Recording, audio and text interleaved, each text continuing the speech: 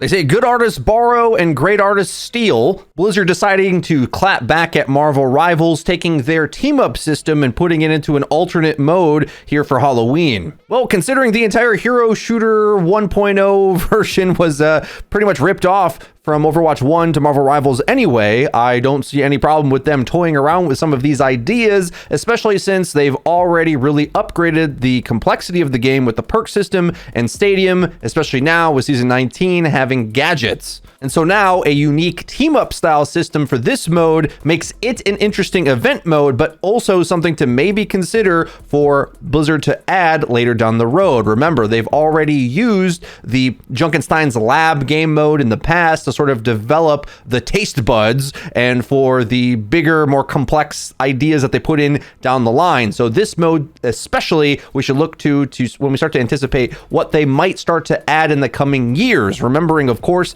that they're trying to shake up the game and evolve it at a regular cadence, so we have to think about what they're trying here and if it's something we want for the future. So a few interesting caveats to this current format for the Masquerade event. It is hero lock per round, which is interesting because once you start to see what the matchup is and how you want to flex around, the best thing you could do rather than swapping your hero, which you're not allowed to do, is swap the mask you have, which are limited to what your teammates pick. So that either gives you almost a Marvel Rivals-esque team-up ability where each of you get an added benefit, which isn't always the case in Marvel Rivals, by the way. It's even more powerful in this mode. Each player is going to benefit from the team up, or you just get a base stat increase, which sometimes is good enough, but largely you're going to want to try to go for those big team ups, and you may need to request your teammates to pick them in order for you to gain their benefit. The mode is 6v6 as well, open queue, just like Marvel Rivals or, Overwatch 1.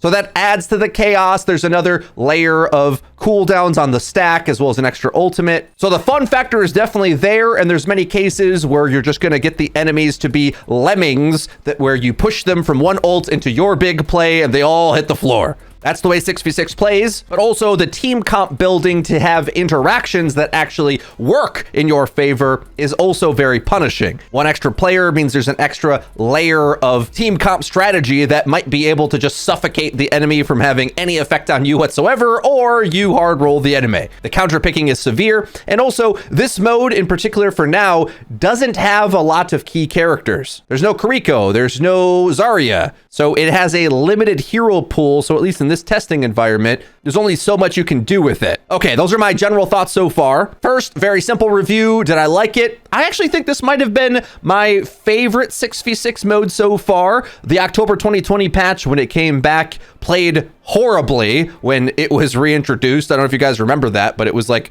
all Brig, Bap, and Doomfist for some reason, which is not the way it was played years ago. But 6v6 open with perks has been really fun, but I think I like this one even better because it leans into the team comp building, which I think is the strength of 6v6 open, whereas perks is a lot more empowering to the individual player. In any case, you can still get out team comped anyway, so I think this system works a little better in 6v6 open and is built to engineer those big moments and big plays, as opposed to, let's say, a more stripped down version of the game would be like Overwatch 2 release era, where it was like the maximum shooter to the point where some people criticized it to be like Call of Duty. Well, this would be the other end of the spectrum, where you can get things like Soldier getting a gadget from Ana that gives him an anti-heal every 25 seconds attached to his Helix rocket, or Junkrat gets an empowerment from Roadhog, where his conch mine now applies a gasoline effect, which means any explosion damage from there will ignite them, which means that he can combo with other characters similar to that to have them explode or just juggle them on his own.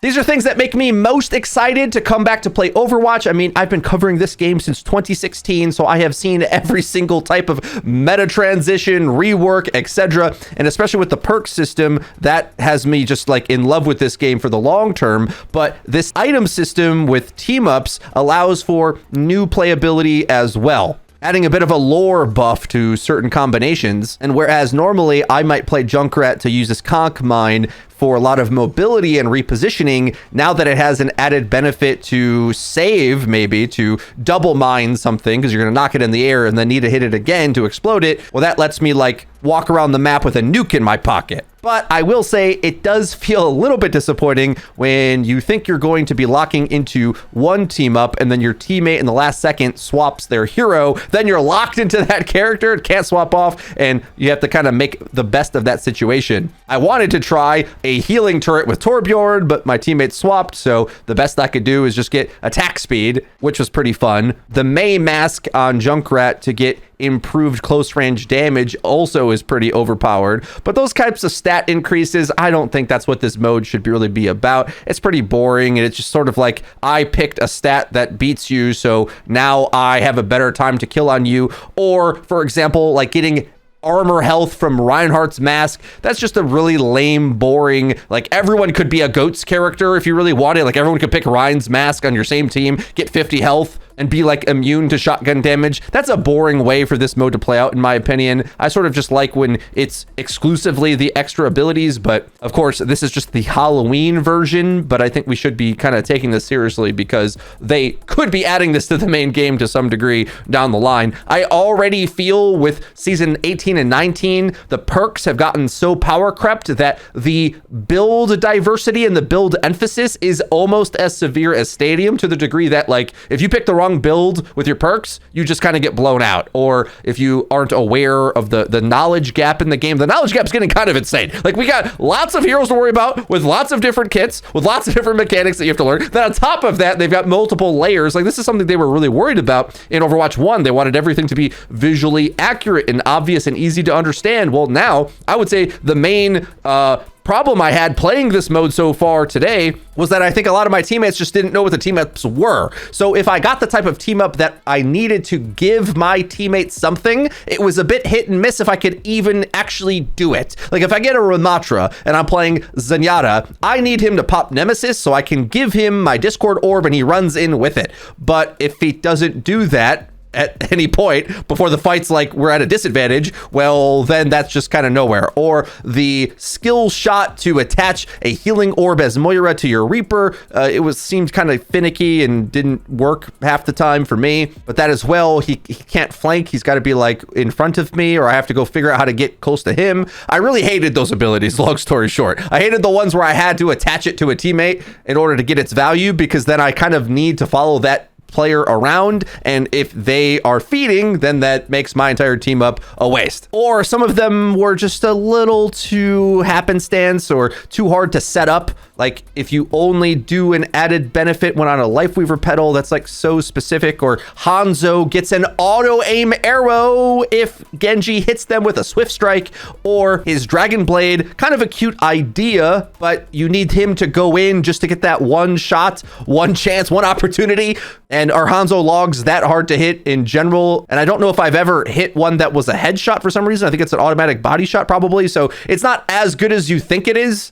And since you're not getting a benefit most of the time, it's just, yeah, that one's kind of whack. One that I think is quite interesting to like the meta concept, especially for an open queue type format, is Brigitte gets her lore buff added with Reinhardt, getting an improved shield. And with his mask anyway, she gets added melee damage and armor. So that turns Brig into the off tank she was always meant to be. That's really fun. And I think the kind of concept that you would want to have in an open queue format. I think that's really the key, because being able to be flexible with the team comp as you have it, like if you don't have another tank player, or let's say like in a ban system, they ban D.Va and Zarya, which is effectively what we have here. The off tanks kind of weren't there. Well, then you could pick Brig as a third support hybrid tank character and play the front line with Rein.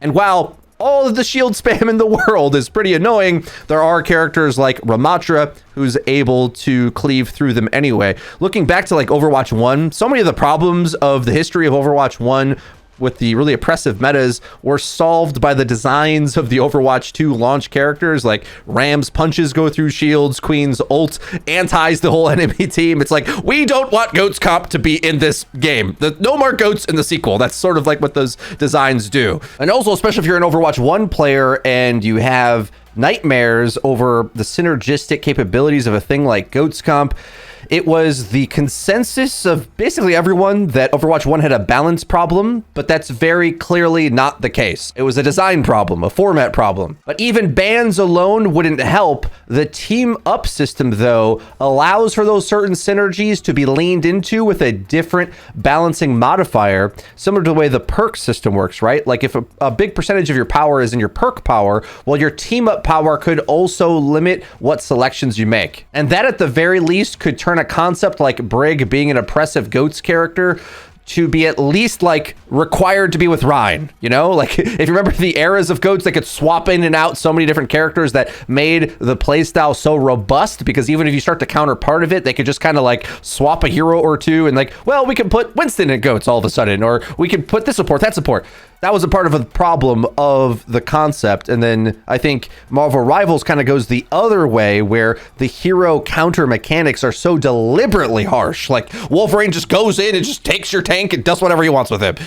You know, like Overwatch 2 has some things like that, but it's not like as hard rock, paper, scissors as Marvel, but you can kind of see how maybe the team up system could add some variety there. So at least you get to see the characters do their empowered state, but then also not necessarily take over the whole meta in an oppressive way, because it requires some conditions to be met. I think in Overwatch 1, they were really fearful of that kind of thing and really thought they could balance everything, which is ironic because they, of course, were terrible at balance. But whether they had balance or not, like sections of Overwatch 2 was very balanced, but also created some stale meta states just based on the realities of the mode in the other direction. We've seen stale metas in either the really stripped down, simplistic shooter version of Overwatch, or for the super complex team comp builder-a-thon of 6v6 open. Like either way, it can happen, right? Which I think we probably got to credit Alec Dawson with this. He's the man behind the perk system. He got promoted to some big fancy cushier job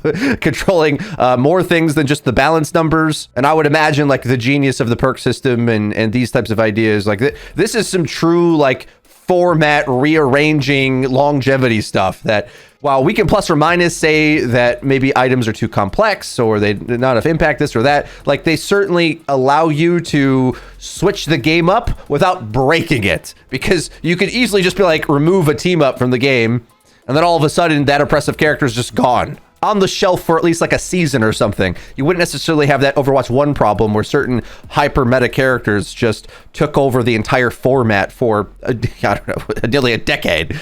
The counter comping and counter picking is severe. Luckily in Rivals, they have a robust ban phase for the pro tournaments, so it actually gets really interesting, but because of how rock, paper, scissors the comp matchups are, the pro teams will just like boom, bust, go 1 for 1 every series, winning or losing the draft phase, which is kind of crazy. A similar thing could kind of happen here, where because you don't know what the enemy's picking, you can walk out of spawn with the wrong heroes and really have to adjust in the last second to try to pick a teammate mask that does anything for you. There's a few fun ones that I was able to try that I think made me happy, where if I got lifesteal on Ramatra, where normally his team up would be with Zenyatta, but I think it's kind of meh, you don't really have to go for that one, but getting lifesteal with my Reaper, that means we're both going in, and then when I use my Nemesis form to cleave against the enemy shields, especially, I'm getting lifesteal. And so in every form as Ram, in every kind of matchup, having lifesteal I think is insane. Lifesteal on a tank in general in MOBA games has always been something that's pretty dominant. Another cool example would be Winston, who is always very punishing in 6v6. I'd say he's the biggest winner in 5v5. He becomes much more playable there, but he's a huge loser in 6v6 because if you do not have that off tank giving you every single cooldown, well, then you just sort of explode because that's how the stats work. But I was able to adjust despite no one going Tracer to give me recall. I badly wanted to try that one out, but I was able to pop on Brig's mask, and she gives you the opportunity to give a mini Inspire effect on melee. And Winston is one of the few characters in the game where his gun is only barely better than a quick melee. It's better if you're cleaving, but if you're on a single target, you could just keep sneaking in melees all the time. So that gave me a little bit more extra sustain or some team utility to go in with the brawl and do something neat. I thought that was kind of fun. And those are the kind of things that make me really excited for this kind of mode, and just excited for perks in general. I mean, they can kind of do it with a global item shop or perks or gadgets or whatever. anything that gives me an opportunity to play a hero I've played for nearly a decade in an entirely new way, that's a fun, exciting thing to do. And Winston in general has always been a very simplistic hero and was emboldened in the simplistic tank design in Overwatch 1 when there was more stats to put into him. So they added Ana to the game. Now Winston's gameplay is entirely different because he's good at chasing down anti-nades. He does a lot with nano. Or as you put off tanks on him, then his gameplay evolves, right? Where in Overwatch 2, a lot of the characters can do 5 things and Winston sort of just can't. So when you add items on top of him, it sort of gives that extra effect, right, to make him a bit more interesting. So things like that, I think they definitely should develop either for, going down this line or with the perk system as well. Some concluding thoughts and key takeaways. I think they need to be really obvious if they add a whole bunch of complex changes like this, so that the player base knows it's like a team up mechanic. I think that was a little vague and there wasn't really good explaining things for this mode. So I think a lot of players jumped into it and then don't really know what it is. So it's a mode that's probably going to get more fun over time. But unfortunately with these event modes, they usually kind of are a flash in the pan in terms of their popularity. So they definitely need to upgrade the communication on that a little bit, where there's like an explainer or something where you can easily see the options. Like in Marvel Rivals, you could just click a button and see all the different team ups. This mode kind of badly needed that. Luckily, there's some UI elements that it'll have the hero select screen glow if you're going to get a major team up. So that kind of eases you in the right direction, but a lot of players might want to be shopping around to know what's even available before just doing that. And that's not so easy to do while you're setting up in the 40 seconds you get prior to the game starting. And I think there's a lot of comp mismatches. So the game and the match quality wasn't quite as good as I would like. Also, you're dealing with the arcade matchmaking, which is really wide. So you have no idea if, especially when you're giving a carry item, let's say, like your team up gives an item to a player. Well, if I have an 0-6 Reaper, do I want to attach my Moira orb to him, or should I so I need to carry that guy, right? That's how these games played out for me some of the times. And so being locked into a hero made some of the matches feel unwinnable, or at least some of the rounds anyway. But that's okay. It's a fun mode. I had a good time playing it. I hope they continue to get creative with these ideas, because I think the lifeblood of the longevity of Overwatch now is going to be with having a rotation of interesting concepts to refresh the hero cast that isn't just mere balance numbers alone. While I think the Season 19 hero patch was a bit of a resident sleeper set of changes in a lot of ways, I am excited for the next perk rotation, especially when they start to have a bunch on the shelf that we're excited to come back, but also interesting new ones that they keep adding. So even if they don't do a global item shop down the line, just having trial ideas that could be perks later makes me excited for the future of Overwatch 2. Oh, and there is a big teaser to the new hero with a hidden mask of them on the map. There's only 16 characters in this mode, but quickly, I just want to rank from best to worst the different masks and team ups that are available. In the best category, I'm going to put Reinhardt's mask right up at the top. And these won't be rank ordered. However, if they were, this one would be really close to the top as well in general, because not only does it turn Brig into an off tank, giving any of your teammates 50 armor, that alone already would be insane. Remember, health boosts are some of the biggest buffs they can give to any character. We know that. So you can just take an extra hit in a lot of duels, live to tell the tale, man advantage. That is kind of OP, honestly. And increased melee damage as well is going to help quite a few characters, but you don't even need that necessarily. Genji's mask is pretty unique. The ability to double jump, that's an added mobility tool that a lot of characters never have before. So this is the kind of thing to think about if you don't have a good team up. Will you gain a major benefit from having a vertical advantage, almost like you're a Pharah all of a sudden?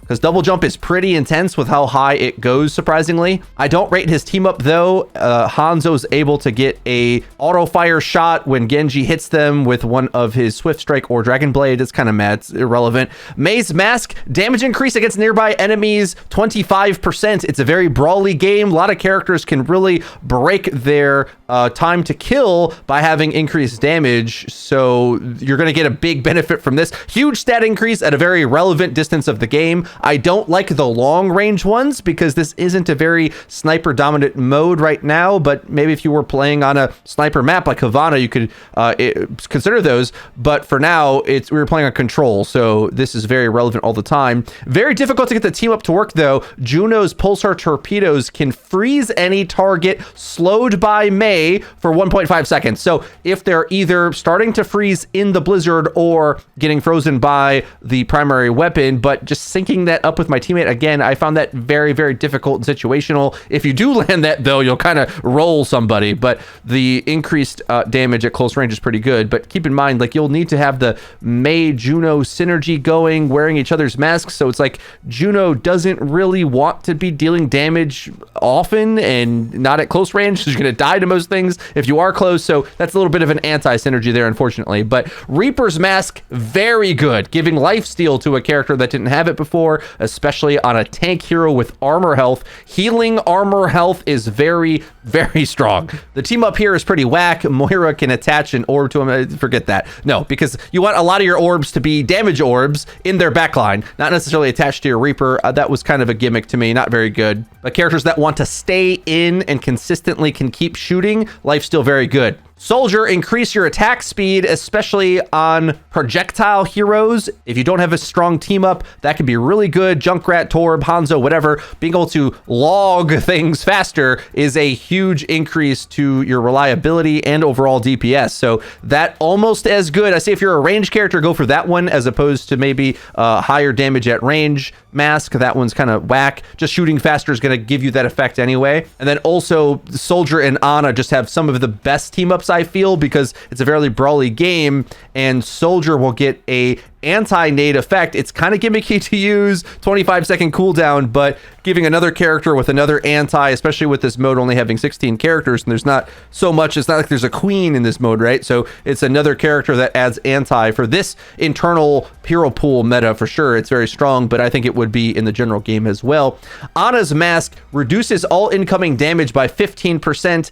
Almost as good as Ryan's mask, but not quite. It's not the same exact thing. Not as much stats. It's not as good as armor. It's not as good as having more health for your teammate to heal, right? It's like a budget version of that. I actually explained the team up out of order here. The soldier mask applies to Ana. Ana with the soldier team up would get a biotic field on impact. I love that one because you can either nade yourself. Remember, you're going to get added healing on you. Then you also, maybe on a teammate, an anti an enemy. Like if something's diving you and you heal amp your teammates, get a heal station, then you are really, really robust and tanky up against aggression. So Ana, a lot more reliable of a character with that team up, really changes the game. That's one I should have probably mentioned earlier.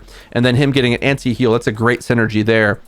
Go over some of the worst ones now. Orisa, her main mask decreases knockback applied to you, decreases debuff duration on you, maybe on some tanks, but just in general, like how often does that actually matter? And most knockbacks in the game in general, but in this mode as well, you probably can outplay. So to have resistance to a very specific thing, like why not just have a little more health, you know, and dodge the knockback? So the Sojourn will gain the ability to attach Disruptor Shot to Orisa. Very, very fun to do that. And for some reason, I couldn't reliably get it to work.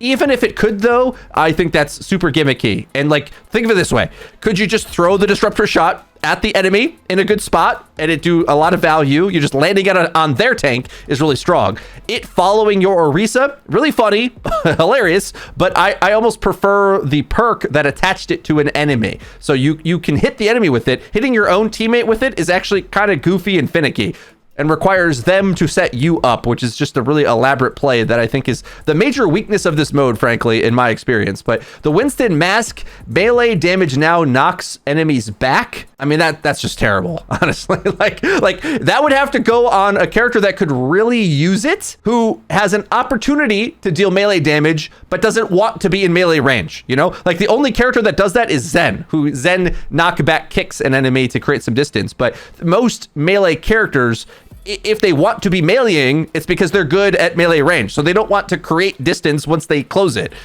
So that's a counter synergy to the concept of what melee even does.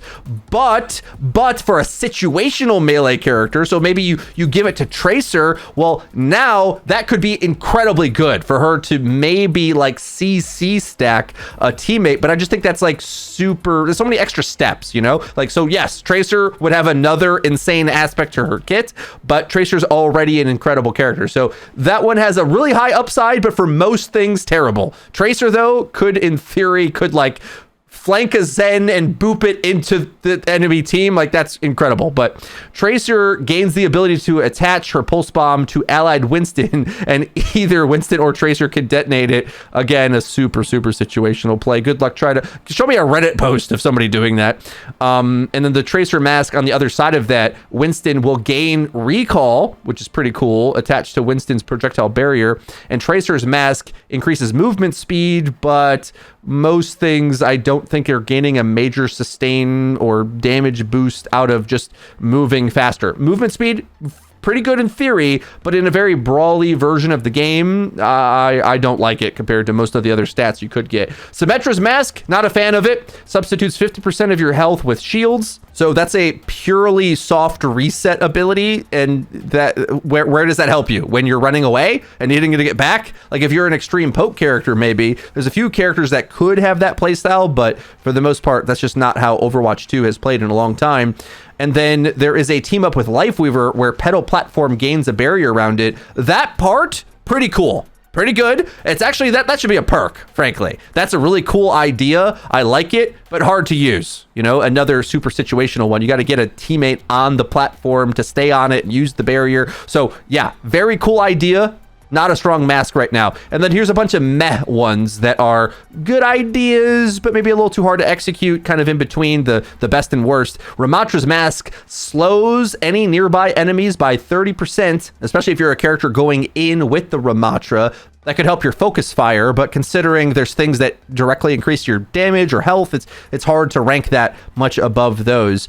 Ram's mask also gives Zen the ability to apply the Orb of Discord to Ramatra when he's in Nemesis form, and it also applies it to enemies near him. It doesn't cause extra damage to be to the Ramatra, but he sort of like makes an AoE Discord orb. So that's really good when you land it, but it requires your Ram to go aggressive earlier in the fight, because if you're like sitting around and poking, you know, I feel like kills are going to be traded and Zen needs you to be in advantage state. Otherwise he's so vulnerable that he's going to get run over himself. So I suggest Ram players get in there early to make use of that team up. And then of course, when he has his ultimate, it makes him very scary because he's running around with a Discord orb AoE plus the annihilation. That's just insane. Roadhog's mask gains the ability to heal yourself for 100 health every 30 seconds. So that's one of those gadgets. It sounds really good, but again, healing is kind of weird. Like there's health packs everywhere. You have supports. It doesn't really give you a immediate benefit that's going to win you a duel now. It's not going to give you an upfront value. It's a soft reset value, sort of like sim shields and things like that. So that one's a little weird. It stays in the meh category and not the worst, just because Junkrat dousing things in gasoline is, I don't know, a personal favorite of mine. This one's probably should be in the worst, honestly. Not a good mask at all. Hanzo, yeah, a lot of these probably should be in the bad category, but the farther the enemy, the more damage dealt to them. Not great. Genji gets the ability to activate Hanzo's Dragon Strike during Dragon Blade. Doing so will cancel the rest of Dragon Blade, so you get like a burst of it. Cool factor, way up there. Okay, really cool. The Reddit clips potential are incredible, but the Hanzo Genji synergy is very gimmicky. I do suggest it maybe with triple DPS, because what you need to be able to do is like Genji commit in deep, Hanzo hit an auto hit, then Genji swift strike resets, and then they both get their ultimate and double dragon strike across the sky. It's wacky, it's fun, but you know, not incredibly reliable. Junkrat's mask makes enemies explode on death, so a bit of a win more mechanic there. That's a very fun one, but entirely hard to replicate for sure. Hog's chain hook then would explode on impact. Detonating Junkrat's conch mine increases explosion damage and radius. So that one's okay, mainly because they have a relatively synergistic playstyle. Junk can spam and lock down an area to sort of compensate for Roadhog's positional weaknesses, and then Hog can play safe and hook something in, then they both can combo on it. That one is decent just because of them playing together is a bit more natural. The team ups get a little bit goofy when the lore doesn't necessarily make a natural pairing in the game. Only a couple left here. Soldier's Mask, dealing critical damage, generates 50% additional ult charge. Well, first of all, a whole bunch of the characters in the entire game, but in these 16, don't do headshots. But holy cow, if you get this rolling on like a Genji or a Hanzo, you might just be spamming your ult. That could be incredible. Again, triple DPS, I'm telling you, with those Shimadas. Like triple DPS Sojourn, yeah, that has the potential to really take over the game. Orisa gains an energy javelin that now creates Sojourn's disruptor shot on environmental impact. Very good when you land it, but that means that it only does it when there is an environmental impact. Luckily on Control, there's lots of chances for that, but not the best team up at all. Torbjorn's Mask, gain an additional ability that applies armor to you for 10 seconds. Another one of those gadgets. Would you need to push a button to do this, or would you rather have Ryan's Mask, right? Like if you had to choose between the two, it's kind of a no-brainer. Mercy, while Cadus' staff is equipped, gain the ability to apply Torbjorn's overload to allies. And that reminds me, I must be missing one because the Mercy Mask isn't here. That should be the last one, I think. Mercy's increases your base health by 20%. That one's slightly stronger than the Ana one, I think, because it gives you health pool to heal, but not as good as Ryan's. And then she adds a team up to Torbjorn, where the turret now has toggleable healing and damage boost to allies within range. Brig's Mask, dealing melee damage to enemies, heals nearby allies. I mentioned this one got situational use out of it. The stats on it weren't so great, but in theory, you could see anything that gives an extra effect on melee has some potential on a character like Winston, but not good. Reinhardt, when inspired by ally Brigida, charge explodes on impact. Inspired status stacks up to 3 times, increasing the explosion damage and radius. So the two of you can really mow over the front line, and you can make some frontline dominance here, but keep in mind, if you run the Brig and Reinhardt combo, you'll be weak to Ramatra in this mode because he has the ability to cleave through your shields with Nemesis. So getting an empowered shield doesn't matter as much against him. Juno's Mask, holding jump lets you hover midair. Not as good as the double jump, say that, but also has an added effect to Mei. Now this is the highest upside one that I could think of. When Ice Wall comes into contact with Juno's orbital ray, it creates a blizzard, okay? So you get an ult on top of your extra ult. So if you get that combo, you should be able to get that combo to work. You got a friend, Com, to make that happen. That is a high upside, but I have yet to see it happen in game. Lifeweaver, deal additional damage while airborne or on Lifeweaver's pedal platform. I think this way it's worded here isn't the way I remember it being in game. I don't know if the airborne part is actually in the game, but that's what this reads from this website I'm reading it from. But Symmetra only, turrets can also target allies, granting armor over time. And I believe it also heals them.